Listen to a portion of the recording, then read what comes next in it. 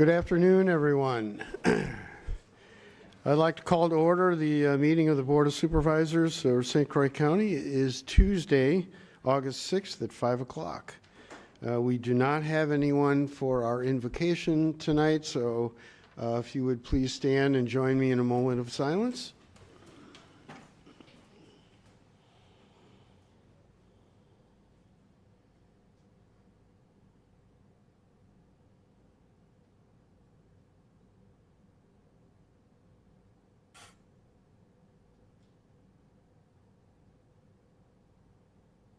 And please join me in the Pledge of Allegiance.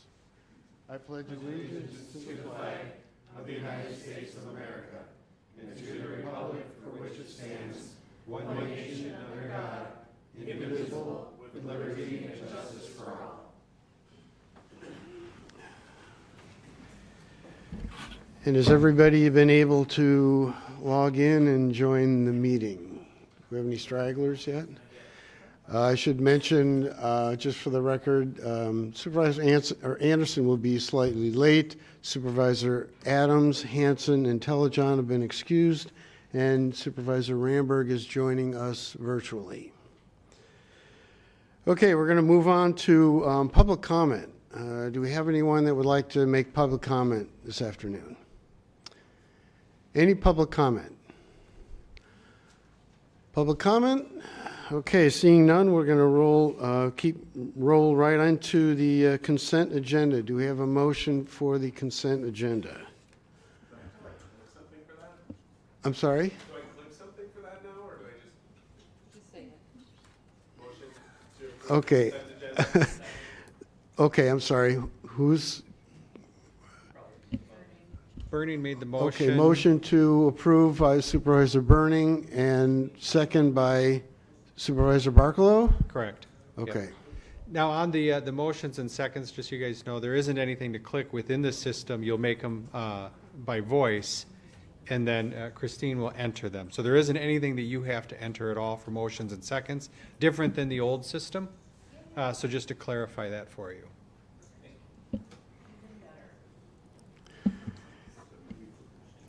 Okay, we're ready to, here we go, vote.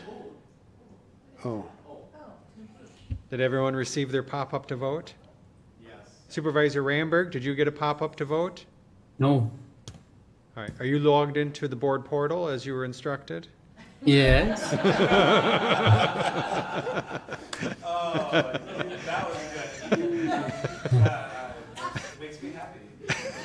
Yeah. My drive to Madison will be complete. Did he get recorded as present? He is recorded as present. Okay. Oh, there it is. I see it. All right. You found it, Supervisor Ramberg? Yep. All I right. found it. Thank you. Excellent. Very good. Oh, man, 30 seconds to get.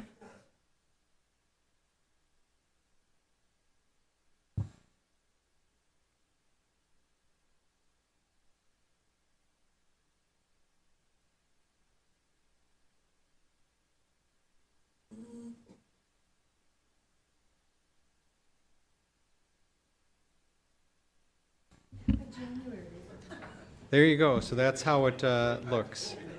All right. It just shows we can be taught.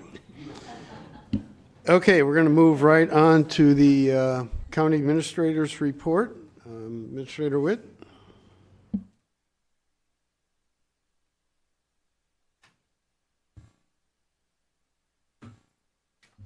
Yeah, I was ready for everything else but my own stuff. So the financial report in the packet. So this is representing through June. So we're halfway through the year. And where we're at, I think we're looking pretty good. On the sales tax, though, I was going to mention the sales tax specifically. It's kind of been up and down this year. We had a really low month in February. We had a very high month in March. And then April was sort of average, but below where we have been. So we're actually tracking behind where we were last year. We ended up with 12.6 in sales tax revenues last year, and we're tracking about 140,000 behind that for where we were. So these are hallmarks of recession. So, you know, these are the numbers that we see, but these are the early signs. And really, a recession is always defined after the fact. they always look back and go, we were in a recession. So this is what I'm showing you as data, real-time live though, from where we are. And what I can see from the data is it looks like we're actually potentially in one right now because of the sales tax numbers being down from where they were a year ago, much different than what our normal trend is. So that's probably the highlight of the financial report. But we are closing out a lot of the KIP projects and especially the ARPA projects. If you look at that report, a lot of those projects are now closed out as we're starting to wrap up all of those by the end of this year. Are there any questions on any of the other parts of the financial report?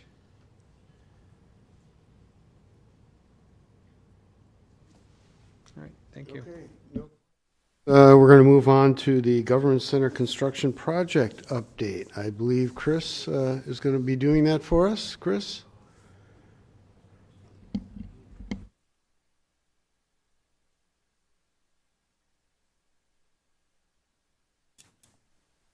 So we're tracking on time and on budget.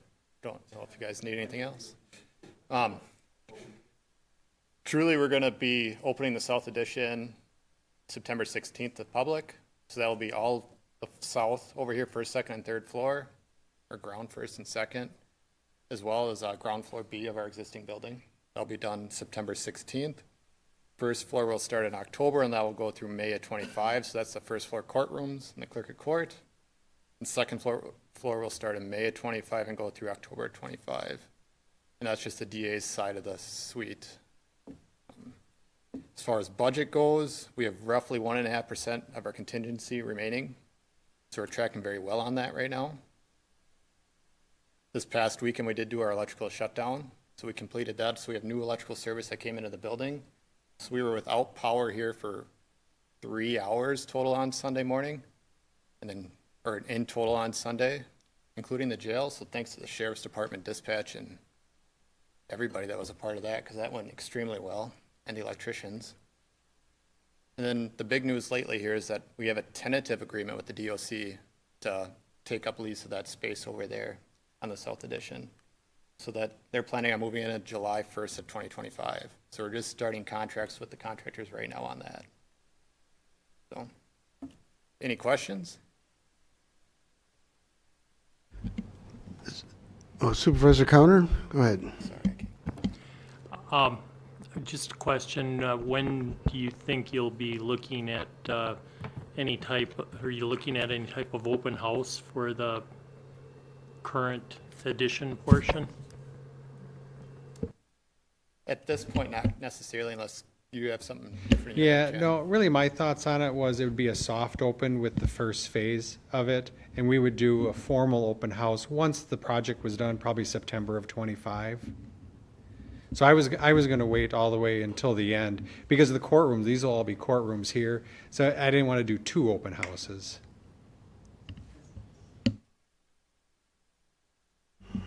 Any other questions for Chris? Okay, we're all excited. Thanks. All right, we're going to move on to our first business item, resolution establishing the library levy for 2025 budget.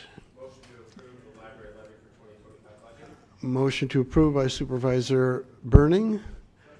Supervisor Shirley, second. Supervisor Burning, would you like to describe, or please? Yep, so this is the levy that we established under the special tax for library reimbursements. So as usual, municipalities that have their libraries located inside of them tax their residents first, and then we as the county reimburse those libraries for usage on the outlying townships and villages that do not have a library inside of their municipal limits that they fund themselves. So this is all set by the state. There's 2 different formulas, one for outside of the county to reimburse libraries inside of our county, and then a formula for internally inside the county for municipalities to reimburse each other's libraries from there. If one quick clarifying point, City of Hudson residents, City of River Falls, they are not subject to this tax. So if you have a library inside of your municipal boundary that your municipality funds to the levels that the state dictates, then you are exempt from this tax. So that's what this is for. This is every year. There's, it's state law. So here it is. Thank you. Questions? Any discussion? Supervisor Rotino. Thank you. One quick question. Hudson City is not involved in that because they have the library there. But Hudson is the fifth line down. Is that the township that you have here on the $512,000? Do you want me to explain that? Thank you. Yep. Let's go right ahead. Okay, so each one of those municipality or those libraries that are listed inside of the packet, those are the libraries that lie within the jurisdiction of that municipality. So in this case, Supervisor Otino, your question was about Hudson. That is the City of Hudson Municipal Library being reimbursed from county residents that don't. So you got it? Yeah. Okay, we're good. Okay, other questions or any discussion? Supervisor Osnes.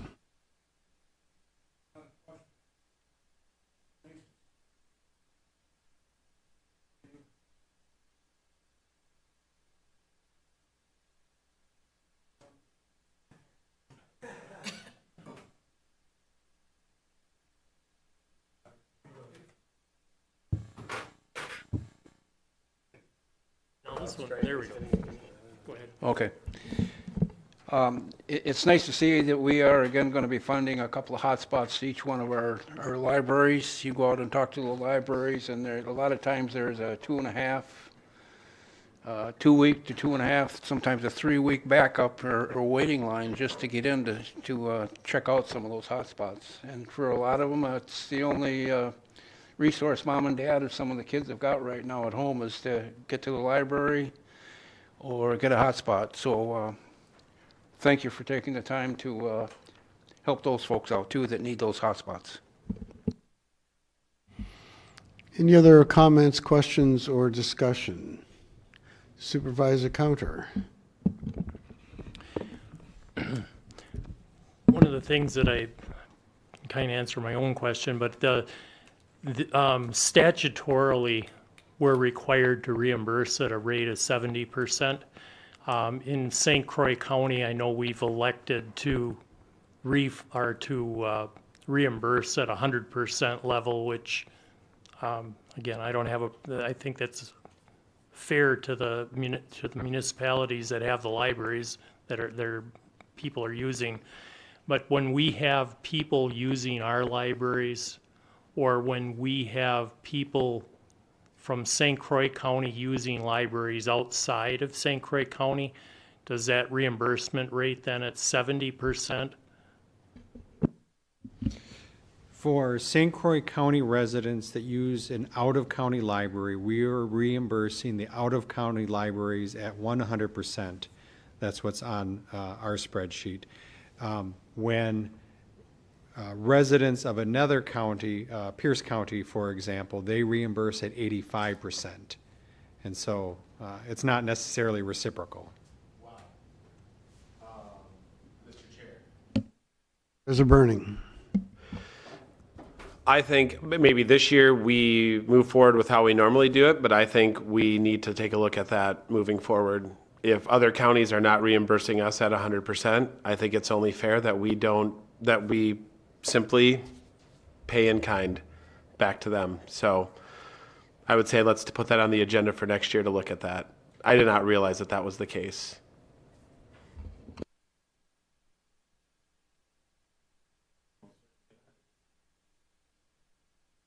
Other questions, discussion? Okay, seeing none, we're ready to vote on the motion to approve the library levy.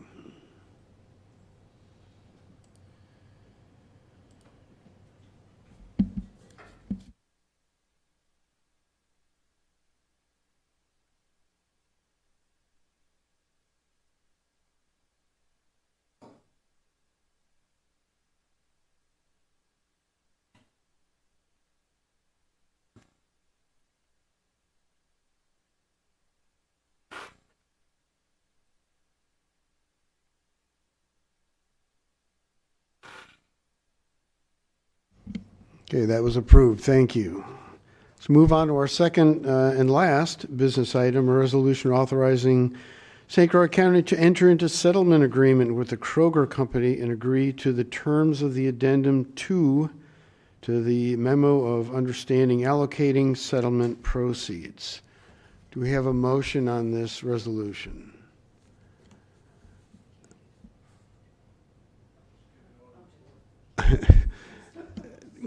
Thank you. Motion. I will move to approve this, and I know Christine will make the language perfect. Thank you. A motion to approve by Supervisor Leaf. Second, Supervisor. Second. Thank you. Okay. I think we will turn to our Corporation Counsel. Thank you. So this is a resolution that's just another step in the opioid litigation. It allows the county to enter into a settlement agreement with the Kroger Company. The language in the resolution has been provided by outside counsel, and we need to have this in to them by next week if approved. And it allows us to receive settlement proceeds that are set forth in an addendum. I think it's less than 1%. We don't know what the total amount will be yet. And then we have to spend it according to the opioid requirements. Questions for Corporation Counsel or any? Yes, Supervisor Leaf. What have we received from the other settlements so far? So we have maybe a gauge of what we may, I mean, I know every case is going to be different, but it might give us an idea of what we might get. Yeah, they do vary quite widely. The first settlement agreement we had was well over $1 million, but it was spread over 20 years. So we've been receiving that amount for about 3 years now. The other settlements were much smaller. We're receiving about $25,000 from the pharmacy ones, and that's only spread over like 5 years. So they can vary quite dramatically, $25,000 per year, but it varies quite dramatically between all of them. So I don't know how much this one's going to be. I think it's bigger than the pharmacy one, but smaller than the first one.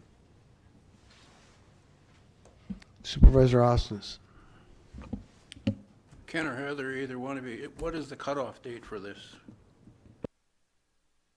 I believe it's either August 12th or 13th. It's one day next week, and I can get the exact date if you give me a minute, but it's either the 12th or the 13th. So,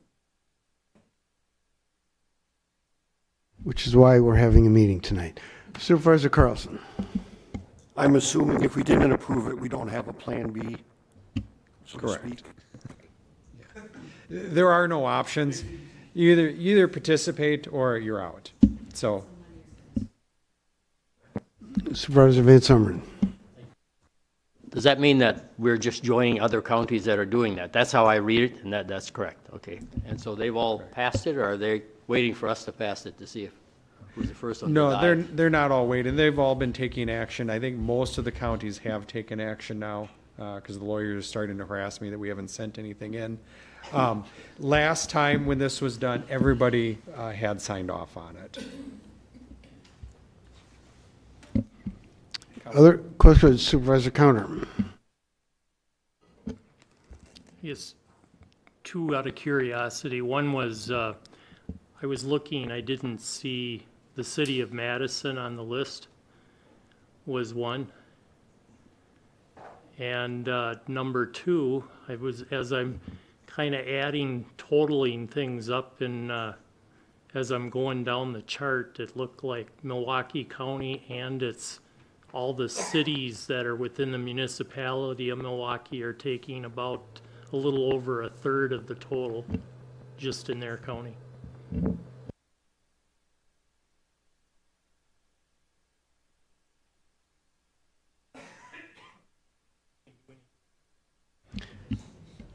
There's no alterations to the resolution. Any other questions? Okay, the motion on the floor is a motion to approve, and we're ready to vote.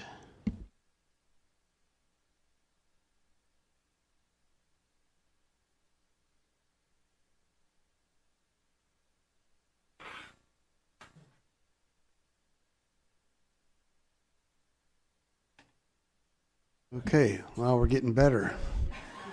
Thank you. All right, that wraps our business items. We're going to move on to our annual department reports, and it looks like our highway department is up first. Robbie? Good evening, everyone. The report is in front of you. I try to respect your guys' time and honor the questions, but I'd just like to add a couple things.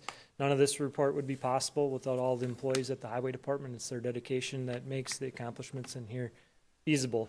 Second is, I did have a couple questions from county board members on the report, and if you look in the report, in particular, one of the highway surface ratings, it's a graph that I've used my entire career to kind of monitor the health of the system.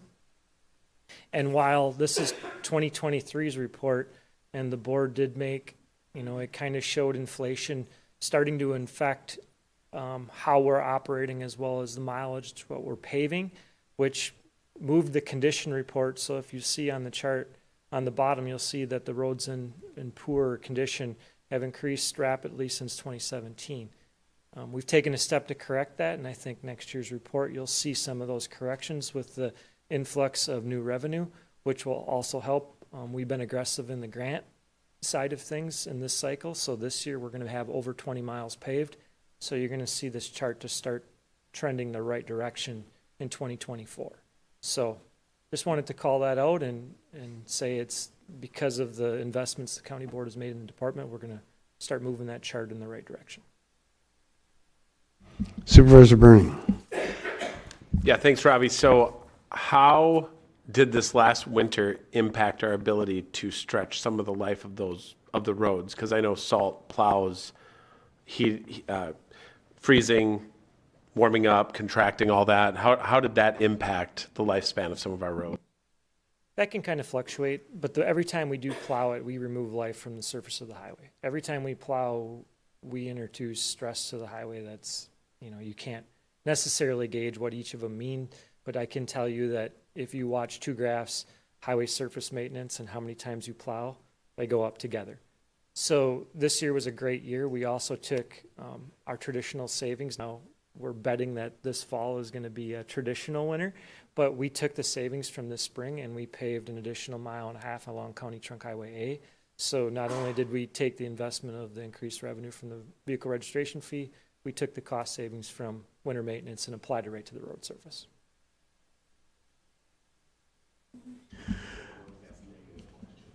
Any other questions? Thank you very much, Robbie. Oh, I'm sorry, Supervisor Otino. Yes, I'd be remiss if I didn't thank Robbie and all of the staff for all their work and the time they put into this, and I want to say thank you. Thank you. Any other questions, comments? Thanks, Rob. Oh, wait, I do have a question for you.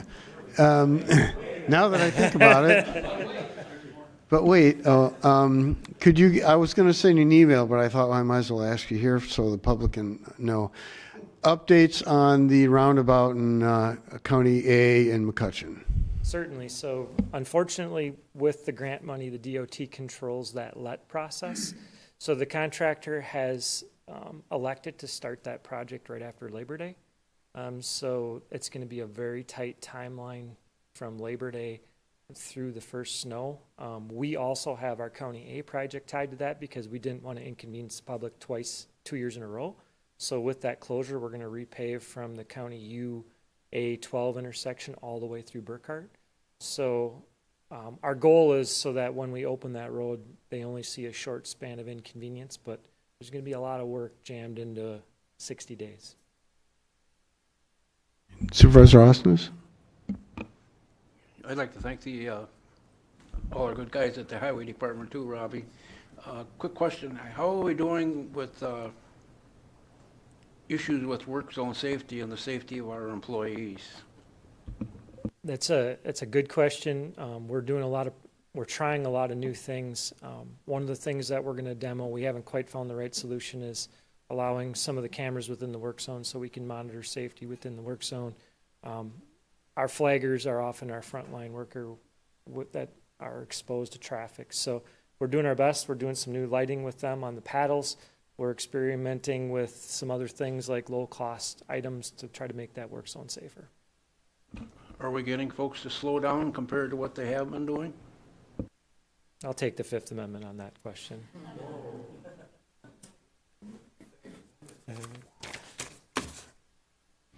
Okay, any other questions or comments?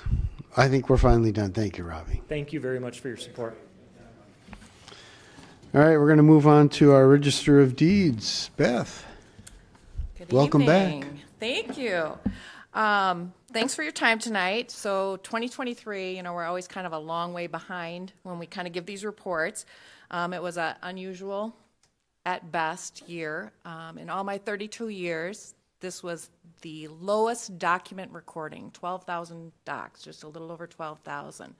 So yeah, that was a little bit interesting. Interest rates are high. You know, Federal Reserve didn't change the interest rate, you know, the other day. So they'll remain high with extremely high home values. I think that's kind of backing off a little bit. We're starting to see homes stay on the market a little bit longer. People are staying in their homes and not selling or deciding not to buy because, you know, the young homeowners can't afford the high interest rates and the high prices. Other than that, we still have a lot of people that are doing their own research. They don't want to hire an attorney. They don't want to hire a title company. They're trying to do a lot of their own stuff, even though they don't know how. So that does take a lot of staff time as you kind of instruct them on what they need to kind of look for, how to do it, tell them how to do it again and again. So we're kind of fighting our way through that. Interestingly enough, back when I started, there was Jim O'Connell, the Register of Deeds, and there was 5 other employees in the office. They did about 13,000 docs that year. That was shortly after I started. This past year, it was just myself and 3 workers. We plowed through 12,000 documents and the high consumer need for service at the counters. So I think my staff deserves a lot of applause. Megan Blitz, Amy Sabelko, and Kristen Gramberg, they worked their butts off, you know, just to make sure that customers were happy and that everything got done on time. So kudos to them for their dedicated and quality service, very quality. So in 2024, we still have 4 in the office. We have an open position. We probably do need to hire probably late this year or early next year. Part of that process, Administrator Witt and HR have been working through to kind of help us get ready. So you'll see some stuff coming through for our office and admin and county board next month. So please support them in all their work and my employees too. So challenges in this past year, this has always been an office where all of the real estate stuff is public record. All of the vital records, that's all our private records. So we always kind of have that public record, non-public record kind of things to deal with. Just 2 years ago, the federal legislation for Daniel's Law was passed to protect judges. And then this past year, then there was judicial security laws passed in Wisconsin. So now we're kind of starting to back off some of that public record and trying to make sure that we maintain the safety of any judges who want their records shielded. So we're kind of working our way through that process. And believe me, it's much easier to have all of the real estate public than to not. So there's a lot of steps when everything is on the internet nowadays. I put a little fun fact in your report. I don't know if you saw it. So this state became a state in 1848. Prior to that, we were part of that St. Croix Valley territory, and the county seat back then was in Stillwater. So the oldest things, the oldest buildings and properties owned in this county, you actually have to go to Stillwater to get those deeds. So, and we actually did have somebody that wanted to renew their patent and bring it back to Wisconsin. It was a Minnesota property now. And I'm like, no, we're not going to do that. So just some plugs for the programs that people don't see in our office. Property fraud alert, we have that. We've been signing up people quite a bit more often now than in the past years when it first started back in 2006. So if you haven't signed up for that, remember to do that. It's it's just a monitoring system, one more way for you guys to kind of watch over what's happening with your property. And then kudos to Phil and the Veterans Department.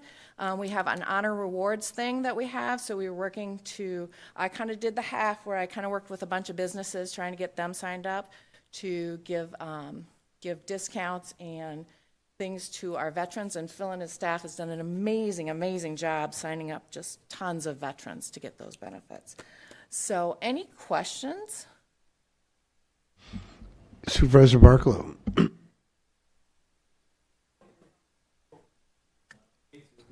Dang, there we go. How about now? Quick question. The start of new homes this year compared to maybe say 2022 or 2021, do you know that difference? So we don't monitor necessarily new homes in our area. What does G's You know, register? We just kind of go by the number of documents recorded. We don't have the high refis that we've had in a lot of the prior years. We have recorded a lot more certified survey maps, you know, coming through the zoning department, our community development department that you guys approve. So those kind of splits, new subdivisions, they're higher than in past years in 2024. So, you know, developers are kind of starting their work to kind of get properties or lots available for purchase. Okay. I think it's up a little bit. Net new construction was up just a smidge from prior years and this year than past years. So okay. There is hope out there. Oh, yeah. Thank you. You bet. Any other questions or comments? Okay, seeing Just none, going to give you thank one you. more tiny plug. My daughter's friend, Mary Thiessen Lappin, is going to be competing in the Olympics for powerlifting. So go Eau Claire native. All right, thanks everyone. Thank you, Beth. All right, our last department report, Veteran Services. Phil. Hello, everybody. I will definitely say also thank you to my staff, Anna and Joe. They do a great job of helping out veterans with their benefits. I just wanted to bring up a couple things. The PACT Act, as I had brought up, has really brought a ton of traffic to our office, lots of walk-ins, lots of claims. Ran some numbers on some information that I had, and it said that 37% of veterans in St. Croix County are service connected. That's the information that I saw. So there's a lot of people that are out there that use our offices and have gotten service connection. Now, we don't do all of them, but we do a lot. So there's quite a few veterans that are service connected in our county. So there's also a severe need right now for on-call / volunteer drivers. So if you know anybody that's out there that would be looking at driving veterans over to Minneapolis, please send them our way. For example, I was telling Supervisor Osnes earlier, in August we have two days during the week that we're not taking veterans over there. There's multiple people that are doing cancer treatments, things of that nature. So Monday through Friday, every single day other than 2 days in those in the month of August, we're going over there. So the more the merrier. If somebody is willing to go over there 1 day, 2 days, it goes a long way. So please, if you can send people our way for being a volunteer / on-call driver, it'd be huge. We pay them $60 for a trip, and they can help our veterans. That would be very grateful if you could send some people our way. I can't think of anything else. Be willing to take any questions that you may have. I have a real quick question. Can you describe the PACT Acts? Sure. I wasn't real familiar with that. Okay, PACT Act. It's a huge thing. It was passed in 2022. And what happened was it was folks who were over in the Gulf or Kuwait, etc., Afghanistan. There's a multitude of different countries. If somebody was there from 1991 until current day, there's a list of presumed disabilities that are now service connectable through the VA. So if somebody was in Kuwait or Afghanistan or Iraq and they have sinusitis, rhinitis, asthma, there's now presumed conditions which are Agent Orange veterans who were exposed to Agent Orange in Vietnam and other locations there's presumptive disabilities with those as well too. It also added to the Agent Orange claims. There was MGUS, and then which is blood disorder, and then hypertension. Well, there's a lot of Vietnam veterans who have hypertension as well too, and that's now a presumptive disability. So it's opening up a lot of different things, avenues for our younger veterans who we're seeing an influx into our office, and also some for the Vietnam-aged veterans. That's the PACT Act. It was a huge legislation that was passed, and it's really made our offices in, not just me, in the entire state, and our CVSO offices have really felt that big time. Interesting. Osnes?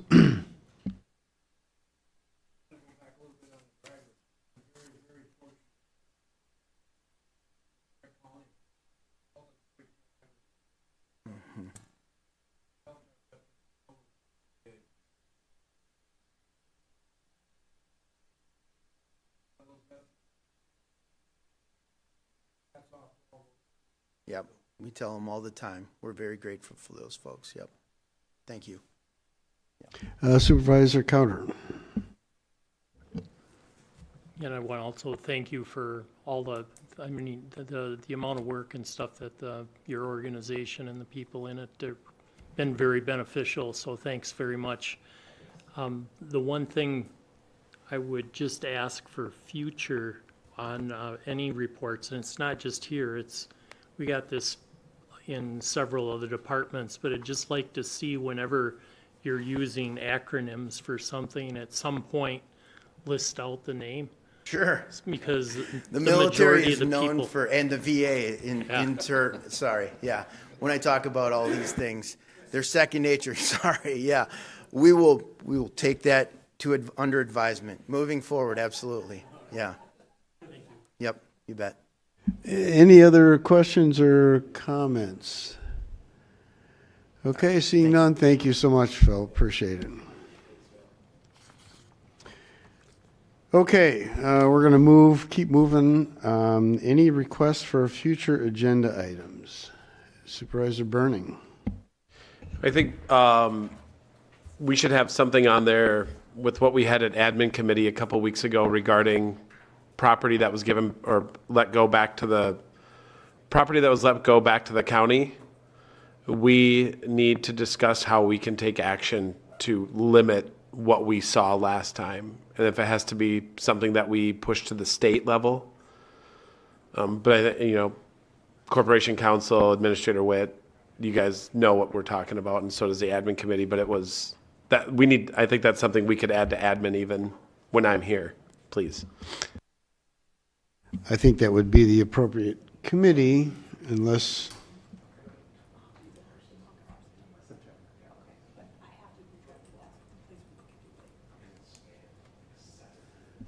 Yep.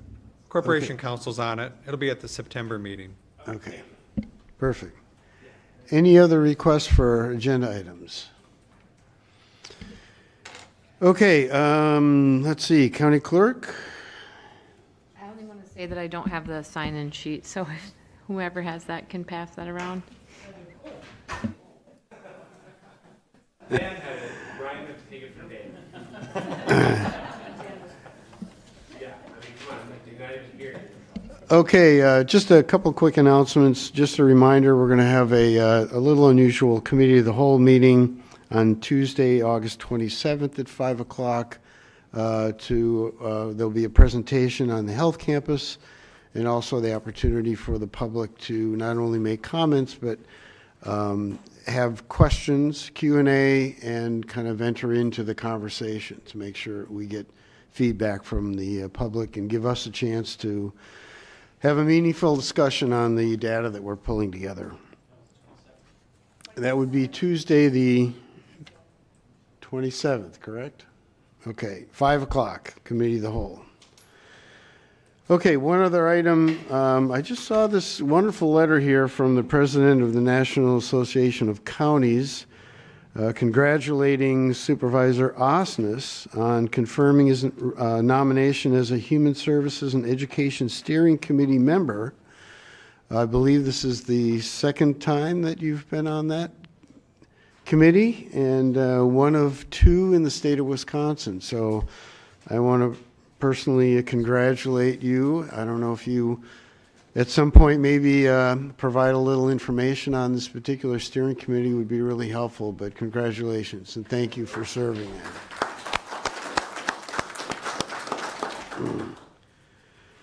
Okay, any other announcements? Okay, I believe we are now adjourned. Thank you. 5:41.